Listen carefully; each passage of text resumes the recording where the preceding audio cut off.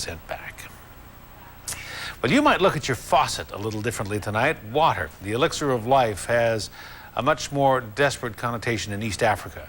Green-colored ponds and murky wells are the common sources of drinking water there. The lucky few are just now gaining access to government water mains.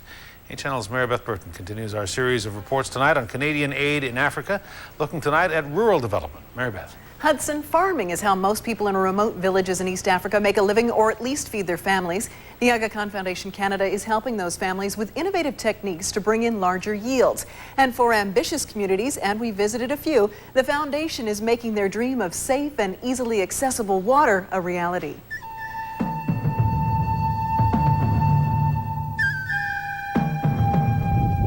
"19-year-old Bahati Juma and her sister-in-law bring bales of hay home to the Sengeza district of Kenya. Their thatch house has a grass roof and it needs replacing. Bahati, a petite young woman, was married at age 12 and has a small child. Nahonda nisage ngitewari nirie bandike chai ninwe nende mdani. Inside her home, Spartan only begins to describe how few belongings she has. Rats are living in her kitchen area. A child's chair, which is offered to me, is the only piece of furniture other than a bed that sleeps her entire extended family. Several water cans are strewn about the room. In her spare time, Bahati and her neighbors are digging this massive trench. The first 7 kilometers is complete and ends at this pumping station. The water is drawn from the government water main. For another 33 kilometers, there's a new trench. The Aga Khan Foundation agreed to pay for the water pipes so long as the labor was already done. The visiting Aga Khan Foundation delegation sees firsthand the fruits of their collective labor. You know, that part of it has actually been very impressive for me to understand, both in terms of the community involvement, but also the volunteerism that goes with it. 40,000 homes will soon get a reliable water supply in this harsh climate.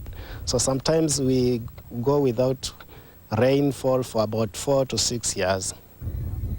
Several kilometers away in Mendegwa, piped, safe water is still just a dream. This is the Mendegwa water reservoir, and as you can see, the water is an unsettling, murky green color. Villagers here use it for 3 purposes. Yes, they drink the water, although they do have filtration systems in their homes. They also use the water for their livestock and for irrigation. And in the rainy season, this reservoir overflows, leaving villagers frustrated with the lack of ability to store it. That's how they feel future Canadian aid can improve their lives. Naona katika Sombesa kanedima kumtengesera hata mambo ga sukuli pia na kuhonjesera mitsara maana mitsara ni midide. Those community-fueled suggestions are what the foundation looks for. A unique feature of the foundation is that administration costs are covered by His Highness. So you have a guarantee that the dollar is reaching the person it's intended to in the fields.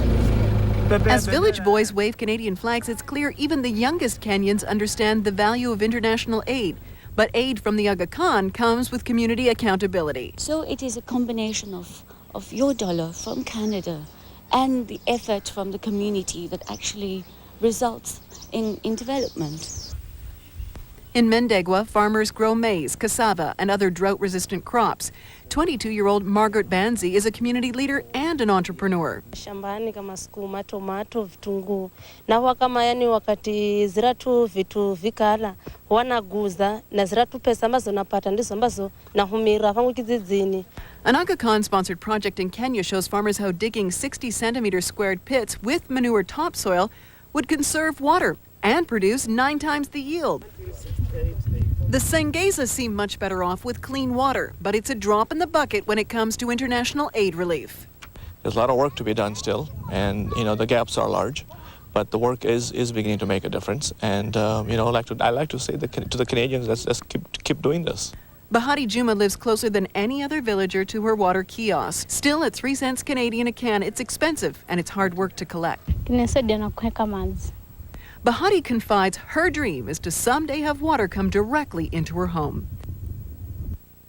You can help raise money for projects like the ones we've profiled tonight. The big event, the World Partnership Walk, goes Sunday, May 27th at Victoria's Beacon Hill Park. Walk yourself or sponsor the A-Team. That's our team. It's on the website, and the website's there on your screen. Economic development, Hudson's our focus tomorrow. From small villages to massive factories, vitally important to get that economy going. A lot of good work being done, and a lot of folks here helping to make it happen.